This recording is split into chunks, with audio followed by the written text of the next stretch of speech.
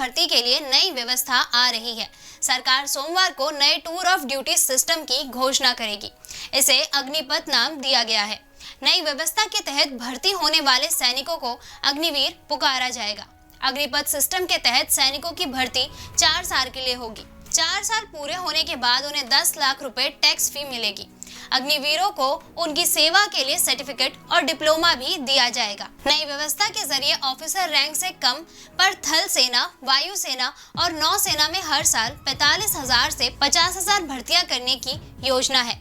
भर्ती प्रक्रिया साल में 2 बार 6 महीने के अंतराल में होगी। अभी योग्यता भर्ती प्रक्रिया ट्रेनिंग को लेकर आधिकारिक रूप से कुछ नहीं कहा गया है। हालांकि सूत्रों ने सशस्त्र बलों की भर्ती में अग्निपथ सिस्टम की तस्वीर काफी हद तक साफ कर दी है। भर्ती का क्या होगा पैमाना? सूत्रों के अनुसार 17 साल 6 महीने से लेकर 21 साल उम्र वाले कैंडिडेट्स अप्लाई कर सकेंगे।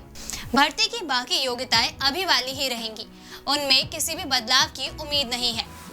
रंग रूटों की 6 महीने तक ट्रेनिंग होगी, बाकी वक्त वे सर्विस करेंगे। अभी एक सैनिक 17 से 20 साल सर्विस करता है। 4 साल का सर्विस पीरियड पूरा होने के बाद इनमें से 25% को सेना में 1 महीने बाद फिर शामिल कर लिया जाएगा। कितनी होगी सैलरी, कब और कैसे मिलेगी? नई स्कीम के तहत शुरुआती सैलरी 30,000 रुपए महीना होगी, जो चौथे साल खत्म होते होते 40,000 तक पहुंच जाएगी। सरकार सैलरी का 30% हिस्सा बचत के रूप में रख लेगी और उतना ही सेवा निधि में जमा करेगी। बाकी 70% सैलरी खाते में क्रेडिट होगी। एक सैनिक को 4 साल की सर्विस के बाद 10 से 12 लाख रुपए मिलेंगे, जो टैक्स फ्री होंगे। क्या अग्निवीरों का होगा बीमा?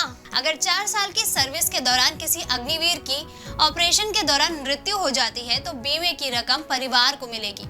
यह रकम करीब 48 लाख रुपए होगी। इसके अलावा जितनी सर्विस बची होगी उसकी सैलरी भी नॉमिनी को मिलेगी। सर्विस पीरियड के दौरान विकलांगता या शारीरिक अक्षमता की सूरत में जवान को एकमुश्त आर्थिक सहायता दी जाएगी। कोई डिप्लोमा सर्टिफिकेट मिलेगा। 4 साल के बाद क्या होगा? सूत्रों के मुताबिक ट्रेनिंग और सर्विस पीरियड के दौरान स्किल्स को देखते हुए जवानों को डिप्लोमा या क्रेडिट्स दिए जाएंगे। इनका इस्तेमाल वह आगे की पढ़ाई में कर सकेंगे। 4 साल का टेन्योर खत्म होने के बाद सैनिकों के रिहेबिलिटेशन के लिए सरकार मदद करेगी। सेना भर्ती का नया सिस्टम क्यों? उम्मीद है कि नए सिस्टम के जरिए सेना से जुड़ी तमाम दिक्कतें दूर हो सकेंगी। इससे सेना के 3 अंगों में शामिल होने की चाह रखने वाले युवाओं को भी राहत मिलेगी। पिछले 2 सालों से ना तो थल सेना, ना वायु सेना और ना ही नौसेना में कोई भर्ती हुई है। मार्च 2022 में रक्षा मंत्रालय ने संसद में बताया कि साल 2017, 2018 और 2019 में 90 से ज्यादा भर्ती रैलियां हुई हैं।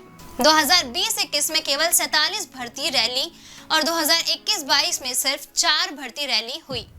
वजह कोविड-19 महामारी बताई गई है। नए सिस्टम से देश के किसी भी हिस्से, किसी भी बैकग्राउंड से आने वाले युवा किसी भी रेजिमेंट का हिस्सा बन सकते हैं।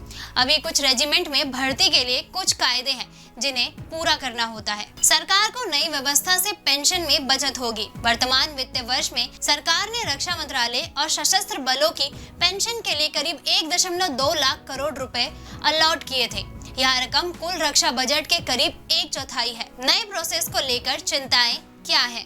कई पूर्व सैन्य अधिकारियों ने कहा है कि नई व्यवस्था सफल नहीं होगी।